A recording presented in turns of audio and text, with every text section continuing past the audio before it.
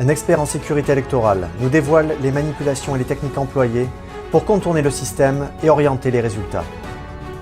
Une base de données confidentielle révèle qu'un grand nombre de membres du Parti communiste chinois sont présents dans de nombreuses sociétés et institutions du monde entier. Leur allégeance au régime pose question, notamment en matière de sécurité. Une initiative inspirante à l'approche des fêtes, où des élèves de toute la France envoient leurs cartes de Noël à des personnes âgées en EHPAD au Royaume-Uni pour leur apporter chaleur et réconfort. Bienvenue sur Nouvel Horizon, je suis Anthony Bluteau. Si vous appréciez notre programme, je vous invite dès à présent à vous inscrire à notre newsletter pour recevoir toutes nos informations. Nous sommes aussi présents sur la plateforme Odyssée ainsi que sur Rumble. Retrouvez tous les liens dans la description de la vidéo. Notre émission d'aujourd'hui sera en grande partie consacrée à l'interview d'un expert en sécurité du vote électoral. J'espère que vous êtes bien assis, car les révélations de notre invité risquent de vous surprendre. François de Siebenthal, ancien secrétaire général du Crédit Suisse et scrutateur officiel dans de nombreuses votations en Suisse, détient depuis plus de 40 ans une véritable expertise concernant tout ce qui touche, de près ou de loin, aux fraudes électorales. Dans cette interview, surprenante de notre correspondant David Vives, il nous dévoile les coulisses de cette manipulation. Alors, monsieur de Siebenthal, quel est votre sentiment sur le déroulement de l'élection américaine ? Vu que j'étudie les fraudes électorales en Suisse et aux Philippines depuis plus de 40 ans, et vu tous les éléments d'information que j'ai reçus, et notamment au niveau du vote par correspondance et des votes par électronique, et l'application de sociétés, notamment la société Citel, qui a fait faillite et qui a été rachetée à 100% par la Poste suisse en avril 2020, vu l'appel d'offres aux hackers du monde entier de pénétrer le système Citel pour voir s'il résistait à des attaques de hackers, et vu les résultats que nous avons reçus de ces hackers, je peux affirmer avec certitude que ces logiciels sont pleins de portes dérobées et de moyens de tricher à de nombreux niveaux, et je vais même dire que ces logiciels ont été fabriqués pour faciliter le travail de tricheurs. Que ce soit le vote électronique avec le logiciel Dominion ou le vote par correspondance, des failles majeures semblent laisser le champ libre aux manipulations et détournements de vote en tout genre. On l'écoute. Dominion utilise un logiciel que la Poste suisse possède à 100% depuis avril 2020. Cette société, c'est Citel, donc SCYTL, société espagnole basée à Barcelone, qui a fait faillite. Et la Suisse interdit d'employer ce logiciel car il est plein de portes dérobées et de méthodes de tricherie.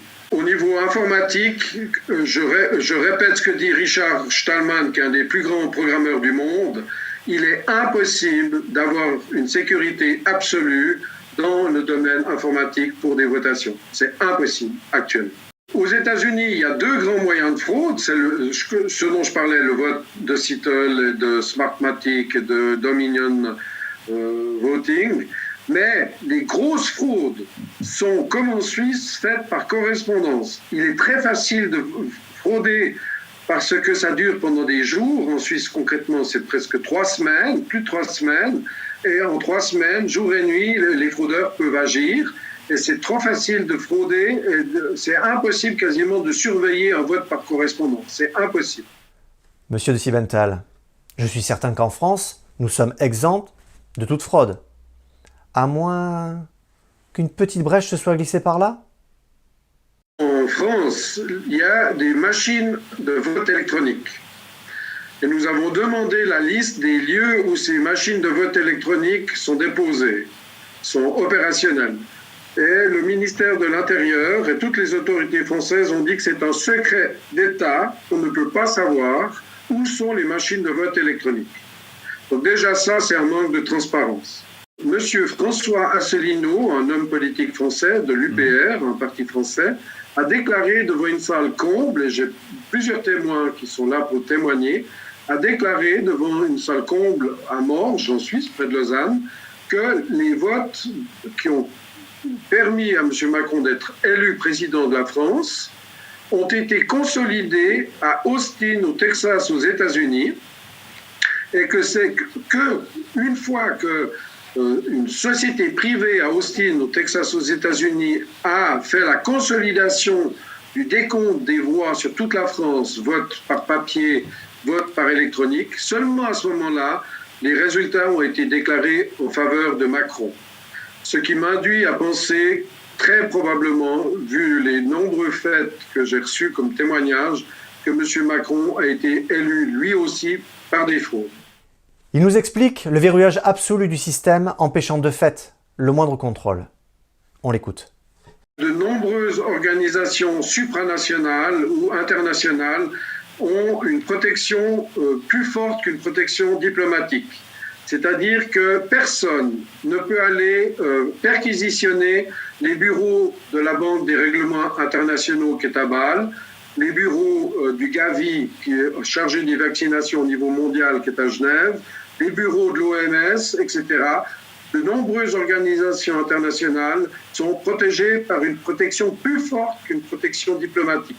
Donald Trump fait allusion à l'ingérence de certains pays comme la Chine pour orienter le résultat des élections en faveur du camp démocrate. Comment la Chine aurait-elle pu jouer une interférence dans cette élection? Quel est votre avis? Les autorités suisses soutiennent les services de renseignement communistes chinois en Suisse pour espionner les dissidents chinois, les dissidents de l'Himalaya, les Tibétains, les Ouïghours dans le nord de la Chine, le nord-ouest de la Chine. Ils ont des accords avec le gouvernement suisse, ils ont le droit d'opérer en Suisse. Ça ne m'étonne pas. D'ailleurs, la Banque centrale chinoise a de fortes relations avec la Banque nationale suisse, avec l'Union de banques suisses, qui est impliquée d'ailleurs dans le financement des fraudes électorales très probables aux États-Unis, avec un versement de 400 millions et un autre versement de 100 millions de dollars. Donc il y a des sources très fiables qui méritent d'être enquêtées. Et la succursale de l'Union de banques suisse à Pékin était propriété majoritairement du Parti communiste chinois. Les directeurs de la société UBS Securities aux États-Unis, soit Delaware, soit New York, c'était des directeurs majoritairement membres du Parti communiste chinois. Il y a une piste sérieuse à creuser, d'autant plus que la Suisse est impliquée dans la corruption du Parti communiste chinois en Suisse même. Les éléments apportés par M. Sibenthal nous dressent le portrait d'un État profond, qui laisse penser à une manipulation de plus grande envergure. La situation sous-entend que la partie a déjà commencé depuis bien longtemps, et cet agent de l'ombre avance ses pièces une à une, aux yeux de tous, sans en être inquiété.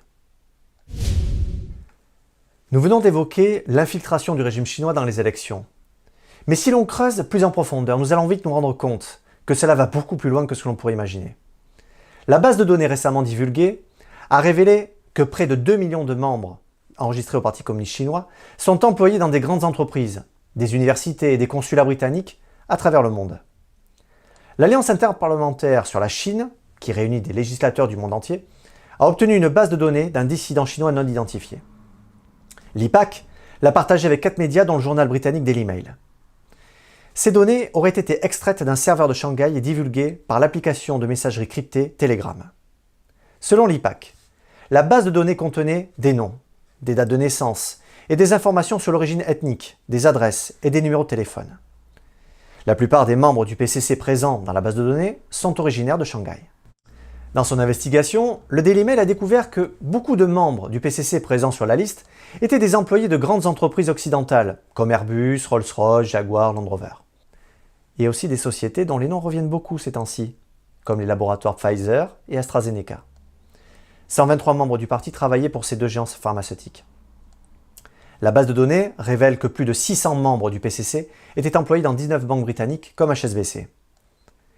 Des universitaires chinois, membres du parti bien sûr, travaillaient également dans des universités britanniques, où ils participaient à des recherches sensibles, notamment dans le domaine de l'ingénierie aérospatiale et de la chimie. Le Daily Mail déclare qu'il n'y a pas de preuves tangibles que ces membres aient espionné pour le compte du régime chinois. Un ancien agent de la CIA et analyste du renseignement de la Maison-Blanche a déclaré au journal que l'on ne devrait pas faire confiance au PCC. Il a déclaré « Le PCC est toujours à la recherche d'opportunités où ils peuvent tirer profit de leurs relations, de leurs amitiés, pour servir les intérêts du Parti communiste. Cet ancien agent rappelle que les membres du PCC sont tenus de promettre leur loyauté au parti. Pour devenir membre, les gens doivent d'abord prêter serment le poing levé, tout en récitant qu'ils doivent exécuter la décision du parti, observer strictement la discipline du parti, être loyaux envers le parti et ne jamais trahir le parti.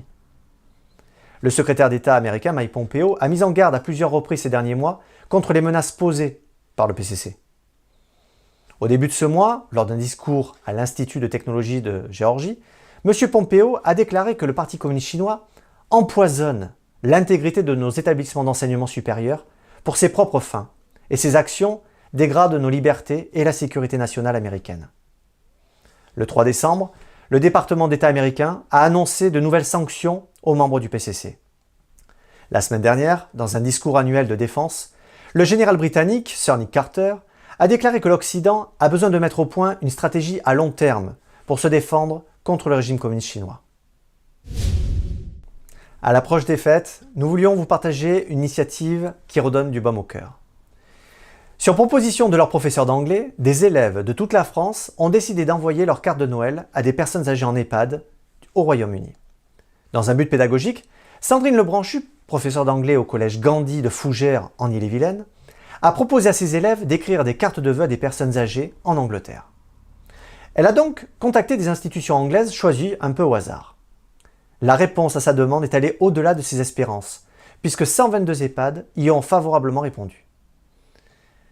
Que faire face à un tel afflux de demandes? Sandrine lance alors sur Facebook un appel de solidarité auprès d'autres professeurs d'anglais. Et là, enthousiaste, de 130 professeurs de collège, donc toutes les demandes vont être satisfaites. Et voilà comment des milliers d'élèves de l'Hexagone ont envoyé semaine dernière leurs cartes de Noël, agrémentées pour certains de dessins, d'autres ont raconté un peu leur vie. Le but est avant tout de procurer à toutes ces personnes âgées, souvent isolées, un peu de chaleur et de réconfort. Une classe de 6e du collège Gandhi a enregistré une vidéo contenant des chants de Noël en anglais pour les 122 établissements.